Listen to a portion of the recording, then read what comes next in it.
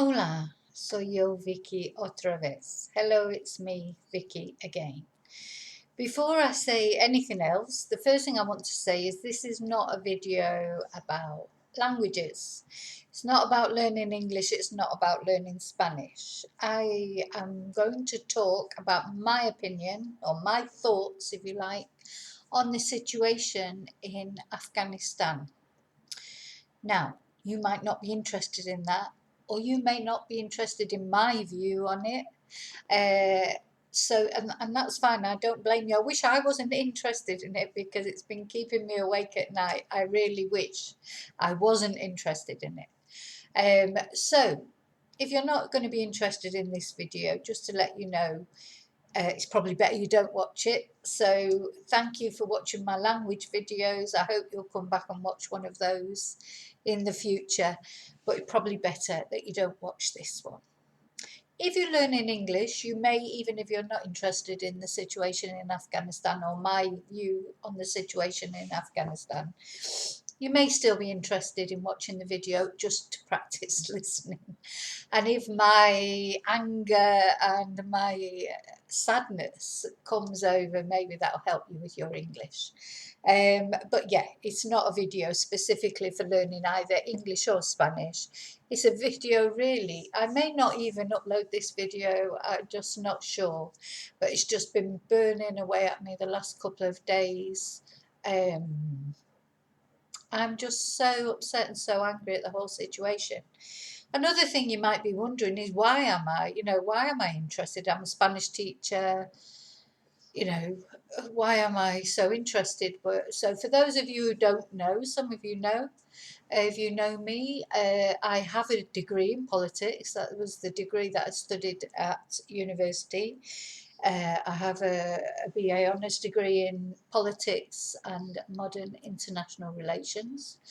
Wouldn't be modern now because it was 20 years ago. But yeah, I've always been interested in politics. And then when I did the degree in politics, which is a lot more interesting than you think, I say I've always been interested in politics. I think my interest in politics, if you like, started when I was a teenager with Live Aid. I think that's when we all, people of that era, may remember we became quite politically aware then in a way that perhaps we hadn't been before.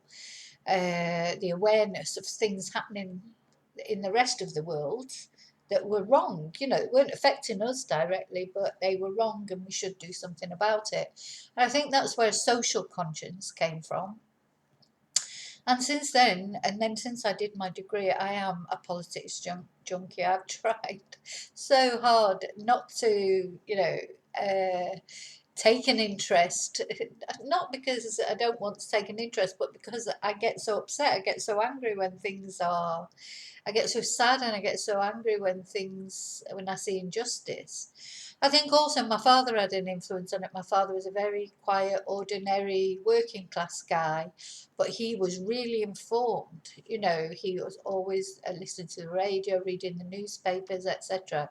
So he knew a lot about the world, even though he rarely went outside of his own little area. He was quite happy to just be at home and in the garden, but he was informed and he was intelligent, and we had many long discussions about politics, and we didn't always agree. But we could have a discussion, and I think that's something that perhaps has been lost in these times as well. People don't seem to be able to discuss things. They're polarized. They get angry in the sense of so angry that they won't even listen to the other person's point of view. I'm not really sure when that happens. To me, solutions are found by discussion. So that's a whole nother video, really, because I personally don't like the British way of governing, where it's, so polarized. It's all about confrontation and attack. When serious things happen, like COVID or the situation in Afghanistan, it's so much better for everybody to sit down around the table and give their input and different inputs. opposite views, they're good because you come to maybe the right decision then by listening to all the different views instead of just saying, this is what we're going to do because this is what we think. We're not going to listen to anybody else. So that's basically why I am interested in politics, and I've been, just increasingly over the last couple of days, I've been watching the situation in Afghanistan. And no, it doesn't affect me directly, but it does affect, I think these situations, they affect everyone. I think, anyway, I haven't scripted this video. I've written down a few notes that I want to go through. And really, I'll be honest, this is just for me to get these things out because I'm so angry. I mean, I have been talking about it a lot to a lot of people. That's why I'm a little bit hoarse, actually. But I think I just wanted to say it, and as I say, whether I'll upload this video or not, I don't know, because I know I don't want to upset people. People have different political views. I respect everyone's political view, but I'm going to put forward what I think. Now, if you don't agree, please, tell me in comments. I want to hear other people's opinions in a respectful way, not, shouting at me or calling me stupid or anything like that. I just want to, if there's something I say that you think is wrong and that I should look at it a different way, please tell me, because I'm open to that. I like political debate. Okay, so I think when it all first sort of started to accelerate, because of course, when it first started, you could go back 20 years to 9/11 and when the whole thing started in the first place. America went into Afghanistan as revenge for the 9/11 attacks. And I don't know all the details, but I presume that Britain just went in because we're their allies. I don't know, why did we follow them in? You know, I'm not really sure about that. Maybe we followed them in because of terrorist attacks. Oh, and something that I want to make clear, I have no criticism whatsoever of the armed forces and what they do, because I think it's fantastic what they do, and they put their lives in danger to help other people, and that is fantastic. My criticism is with the politicians who make the decisions and the plans. What plans? So we went into Afghanistan. Yeah, we've been there 20 years. And then last year, from what I can see, I think this all sort of happened. It's like we've sleptwalked through it, really, because I'm really interested in politics and the news, etc. And I don't really remember registering this agreement that Donald Trump made with the Taliban. It was I don't remember registering it. I remember it, but I don't remember registering as something that might cause problems in the future. But of course, I'm not, the Foreign Secretary or a member of the MOD or a member of the government. Now I sort of look at it and think, why didn't the government realise that this had to be planned? Why was everything left to the last minute? All the things they're saying now, oh, well, we're working against the clock. Well, we shouldn't have been working against the clock. That's my first criticism, is why are we working against the clock? Or why, probably maybe by the time you've read this video, we've closed and stopped evacuating people completely. Why were we? We knew who we had to get out of there. We have the lists of the poor Afghans who had helped us during this time that are supposedly are at risk from the Taliban. If that's true, I mean, the Taliban say they've changed. I don't know. People say they wouldn't trust them, but would you trust Boris Johnson either? I certainly wouldn't, because he just lies over and over again. So, again, sorry if you think Boris Johnson is the best thing since sliced bread. I personally don't. So that's my opinion. So yeah, that's the first thing. Why was it not planned? When you think of how many people that in total they said they had to evacuate, which maybe, I don't know, 20,000 over a year, that wouldn't really be a difficult thing to do, would it? So that's what I don't understand, is why, well, a year and a bit really, as soon as that agreement was made and the deadline was set for the 31st of August, The plan should have been in motion. I don't understand this. I know it's been COVID and there's been all these things, but of course they didn't deal with that very well either. So that brings me to another point, that this whole government that we have at the moment, the British government, it's the worst government in my living memory. Well, it's not about whether they're I mean, I am a socialist, I suppose, or a Labour supporter. I've been a lifelong Labour supporter. But this isn't about politics. This is about, I want a government that I can be proud of. This government has even made me think quite nostalgically and wistfully about Mrs. Thatcher, who I know probably a lot of you think she was great, and but at least I didn't agree with her views, but I could see there was a respect there for a pride there in having a prime minister who will be on the world, who works hard, who'll be on the world stage, will give us a good reputation around the world. What we've got now is a buffoon who everybody laughs at. If I mention him in class, and I have students of different nationalities, they just burst out laughing. Ladies and gentlemen, that's your prime minister. He's our representative in the world. Brexit was a disaster, in my opinion, but even if it wasn't a disaster, it's been dealt with in a disastrous way. There's all this sort of, you can't treat people like idiots and not be thought of as an idiot yourself. The rest of Europe has moved on from Brexit. Britain decided to come out of the European Union. They've come out, and now they're up in arms about they talk about new rules, these new European rules. These rules aren't new. These are rules that were always there for people who weren't in Europe. So there's no new rules, there's no penalties against Britain. I live in Spain, I've lived here for a long time, and the Spanish people I know felt betrayed in the beginning with the Brexit vote. Why do you want to leave Europe? They took it as a personal affront. They're over it now because they're happy in Europe, they're strong in Europe. Britain was strong in Europe. Now Britain are just cast aside. We've seen over this Afghanistan crisis, America's not interested in Britain. Britain just tags along with what America does. America doesn't do what Britain asks them to do. It's just, I just don't understand why people can't see it. Maybe it's the media in Britain that causes this. I do watch lots of different news channels. I think to get an independent picture, you really do have to. I'm watching the Spanish news. It's quite different from watching the British news, so each country, I suppose, puts their own spin on things. Another thing you might be thinking is, well, why are you bothered? You don't live in Britain. You don't live in Britain, you live in Spain. What are you interested for? Well, yeah, I live in Spain, but I am British. I would like to be proud of being British again, because really for the last couple of years, I'm ashamed of being British. All the British values that I thought, tolerance, this sort of acceptance of other nationalities, of other religions, etc. It all seems to have gone out of the window, and I just feel quite ashamed of being British now. And then this buffoon that we've got in charge,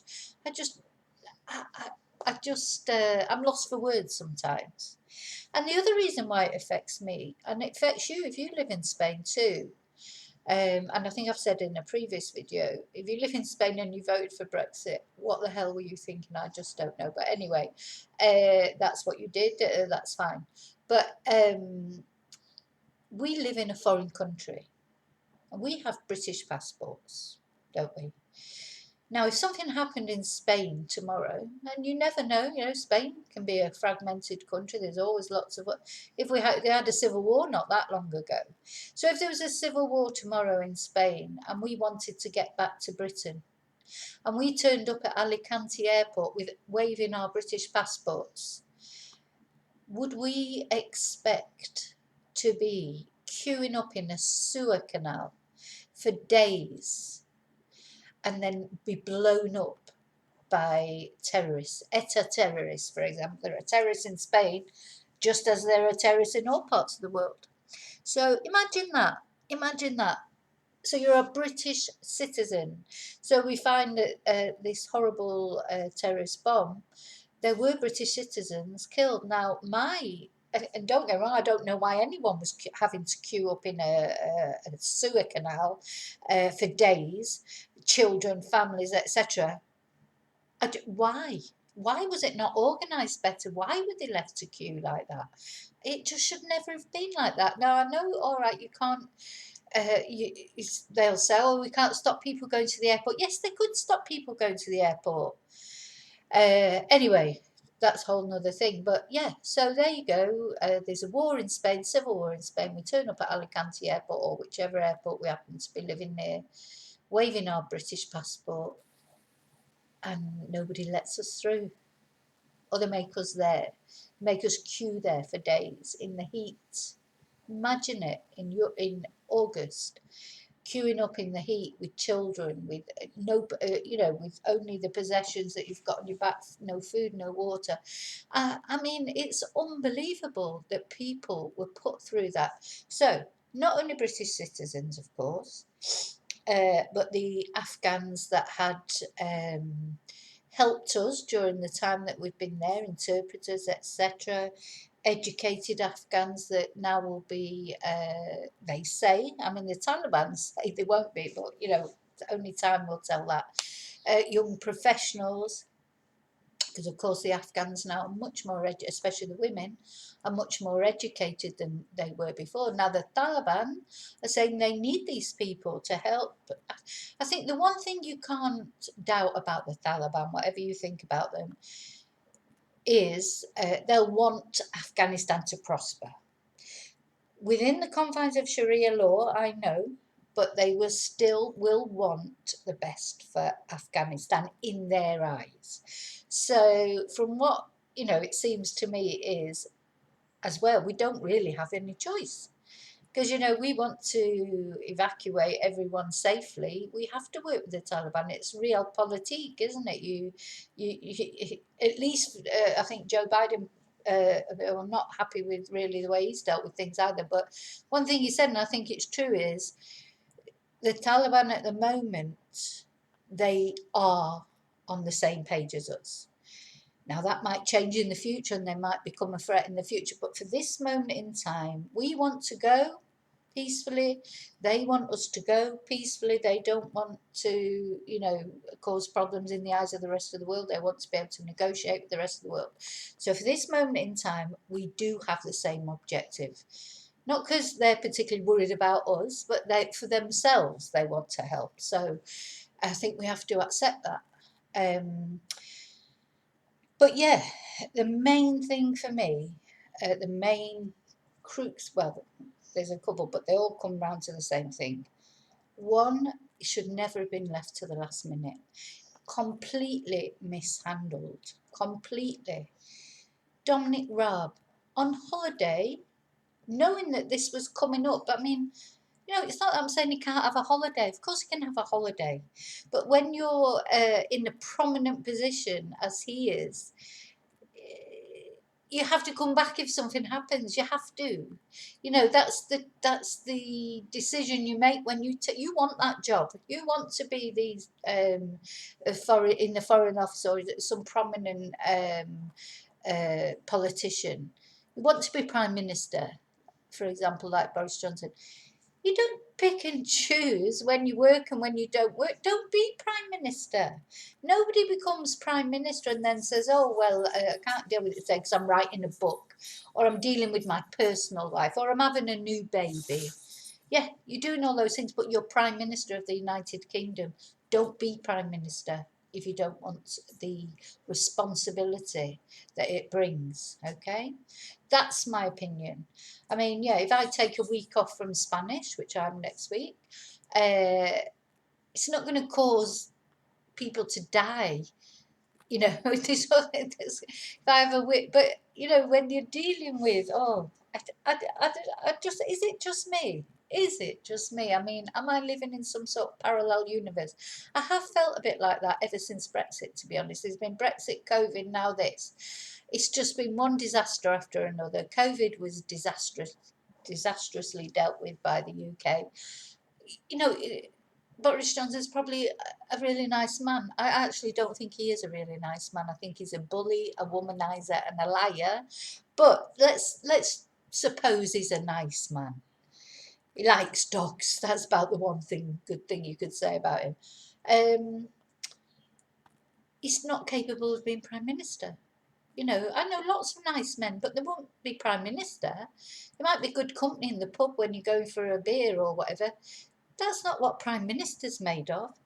You know, and the alternate, as I say, on the opposite side of the spectrum, you've got someone like Mrs. Thatcher, I probably wouldn't want to go to the pub with, but I'd rather that she was prime minister. I can't believe I've just even said that. So that's how bad the situation is, that I actually would prefer Mrs. Thatcher to be prime minister. And if you know me at all, you know that's a big thing to say. So yeah, so this is it. So you can't, apart from the fact that the Afghans have helped Britain and we deserve to, you know, we have to help them in return. You have to. Britain has got this, getting this reputation. I think they've had it for quite a long time, probably the English certainly, reputation of being duplicitous, that, you know, not fulfilling promises, not keeping to your word. That never used to be us. We were respected. Now these Afghans need our help, and they've helped us, and we have to help them. Now, so you imagine that you are, British citizen, trying to escape Spain, showing your passport at the airport gate, and you get left outside for 3 days just to be blown up by a terrorist bomb. I am absolutely incandescent that people were left like that. And then you get like Ben Wallace from the Ministry of Defence blaming things on like Penn Farthing, the guy who was trying to get his team of vets out and their rescue animals. And you know, the way of trying to sort of say that he was trying to jump the queue. So he was actually they crowdfunded to pay for a plane. So they weren't taking up an RAF plane. And that plane would have taken Penn and his staff, which were about 70 people in total. The animals would have gone in the hold, and they're not pets. That's the other thing. I keep referring to them as pets. They're not pets. You do think that the animals in Battersea Dogs Home are pets. They're not pets. They're rescue animals. And these animals, a lot of them were rescued from servicemen who died, or you know, or they've been service animals themselves. So you know, to call them pets, it's just ridiculous. It's like, you know, if I was at the Alicante airport with my 2 dogs and a cat, they're my pets. But these animals are not pets. And so to say that, oh, we've got to put people before pets. Penn Farthing is a person. His 70 team of 70, with including their families, they're people. A lot of those girls, they're young vets, young girls who the Taliban will maybe, as I say, we don't know yet, frown upon because they're professional women who've learnt a profession of, you know, and they're not safe. The animals go in the hold. They don't take up any places that people could use. And then there would actually have been another 130 so places on that plane for other people, for other Afghans or British citizens that, to help out. So, do you know, it's just been, and then trying to blame that as a distraction without looking at, he's the Ministry of Defence guy, you know, he's the Right Honourable. What the hell does that mean? God, I hate titles. The Right Honourable Ben Wallace. Is that nobody else is honourable, just him? He's Right Honourable. But he's so honourable that he's trying to blame it on Penn Farthing, and also referring to the Afghans as Afghanis when they're not Afghanis, they're Afghans.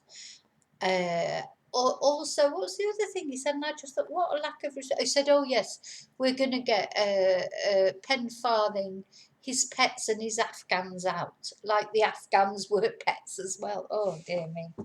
Just dreadful. What a dreadful man. But anyway, so it started with Dominic Raab. He's done, what has he done? Nothing. Then passed on to, but apparently they actually can't stand each other either. So I think they both probably got a good idea of each other. But the book stops. Where does it stop? With Boris Johnson, because he is, unfortunately, the British Prime Minister. And he goes around crowing about global Britain. He has no influence in the world anymore. We've lost the influence we had with Europe. That was it. We were strong in Europe. In Europe, we were a big fish in a big pond, if you like. Now we're a small fish in a massive pond because we're trying to. America's not interested in America. You know, to be fair, I'm not even blaming them. That's their way, and it's always been that way. America is only interested in America. If Britain come along, yeah, good, you know, help out. But basically, America are not interested in doing what Britain want them to do. They're interested in doing what they want to do and getting Britain to come along with them. And we may have some vague influence here and there, but I think this evacuation has shown we really, you know, Joe Biden decides what to do and he does it, and what Boris Johnson wants him to do means nothing. Okay. Sorry, so I've got that. Yeah, I have been talking about this a lot the past couple of days, boring everybody with it. I hope I'm not boring you with it, but maybe I am. Yeah, so I'm a bit disappointed with Joe Biden as well. I think a lot of us were thinking when Joe Biden came into power that might make an improvement in things. I'm not against them coming out of Afghanistan. They need to come out of Afghanistan. The point I'm trying to make, and the reason I'm saying making this video or so angry or upset, because I have actually been crying for about 3 days because the thought of those children queuing up in a sewer just to be blown apart just makes me so angry. And I just think, what sort of a world are we that we can allow that to happen? We can allow that to happen. It should have been planned. It should never, ever have come to this. They could have had, you know, over these last sort of 12 months, set up stations along the way of assessing people before they even got to the airport. So there wouldn't have been great big crowds around the airport. You know, there should have been stations where they could process people, you know, instead of everybody had to get into the airport to be processed. I mean, for goodness sake, everyone trying to get there in 1 week. You know, all those thousands of people in a week. Now, years ago, I used to do, you know, take people, help people for their residencies and things like that. And I remember I say a city, I mean, it wasn't anywhere near that really, but it was sort of similar. When they changed the rules, like we used to have to go to Alicante at 6 in the morning and queue to get a ticket to get our residencia, etc. And they would only let so many in a day, say 100 a day or whatever it was. So you had to get there early, make sure you were in the queue. And then one day they changed the rules, and literally overnight, this is something that, you know, well, there's got to be a day, I suppose, where rules change. And they had the Spanish government had announced an amnesty for everyone who was here illegally. So not British people, because of course we were European. And if you're from Britain and you were European, you were guaranteed a residency. All you needed was your passport, basically, and that was it. Of course, that's all different now. But at these times, that was how it was. But it was the other countries, of which Britain is one now, not part of Europe. A lot of people would come to Spain with legally, and then their papers would run out while they were in Spain, and then they were sort of stuck in a limbo because they couldn't go back to their countries because they wouldn't be able to get back into Spain, or it'd get found out that they'd been living here illegally. So they just sort of work under the radar. And then Spain declared an amnesty and said, it doesn't matter if you don't have papers, come along and we'll get people's papers sorted out. Oh my God, well, that morning, that first morning after that announcement, I was there. It was chaos. Probably similar scenes, but of course not where these people had all the belongings with them that they were trying to get out of the country. Just all their paperwork. There were thousands. So it went from being like a queue of maybe a couple of hundred people in the mornings just thousands. It just circled around this estate where the Estrangeria, the Foreign Office, used to be. It was chaos. Anyway, they soon had to move it to another place because it did cause chaos. So not exactly the same, but you can see, you can see how it would feel, the chaos. But the only difference being they're not fleeing for their lives; they're just trying to get their paperwork sorted. So yeah, I sort of think that, and it doesn't. I tell you, if anything ever does happen in Spain, and we are in that situation where we have to flee the country, I pray to God that Boris Johnson is not in charge, because I don't know if we'll even get out. I mean, there's just no. I can just imagine Pedro Sanchez saying tomorrow, "Okay, all the British people have got to leave, but you've got till next August 31st." Boris Johnson doing absolutely nothing, and then 2 weeks before we've all got to be out before we're shot or whatever, suddenly all these evacuation planes coming over, and then you're taking your potluck whether you get out or not. So yeah, don't think it doesn't affect you. Doesn't affect you, doesn't affect your family. You never know when you might be in that situation. Um, and whether it affects you or not, it's just humanity. Even prolific servicemen, prominent, I should say, servicemen, politicians, etc., are coming out and saying this has been a complete disaster. We have betrayed these people in our just cavalier attitude of, lying on the beach, not making the phone call that you were supposed to make. That started with Dominic Raab. Just not taking it seriously, not having the proper intelligence to know that this was going to happen. I mean, they can say they didn't know the Taliban were going to advance so quickly, but don't you prepare for the worst? Don't you start with the worst case scenario? To me, I'm not a politician, I'm not a soldier, but to me, you start with the worst case scenario, that the Taliban will do exactly what they did, and you work towards that to resolve that. Anything else is a bonus. So if you think, oh yeah, the Taliban, and if they're supposed to be the experts. I'm not an expert on Afghanistan, but I've read up a lot about it recently, because of it. And I'm just thinking, well, how could they not know it? If they were Afghanistan experts, they can see from history. The Afghanistan army does not fight, or not fight against someone they know they're going to lose against. I mean, personally, I'm quite glad they didn't fight.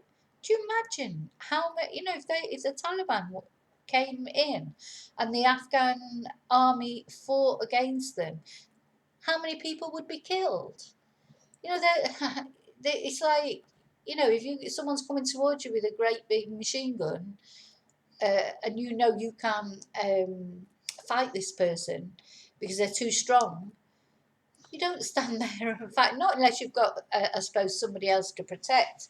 But the Taliban, they weren't coming in to kill people this time. They're not coming in to kill. They're coming to take control, and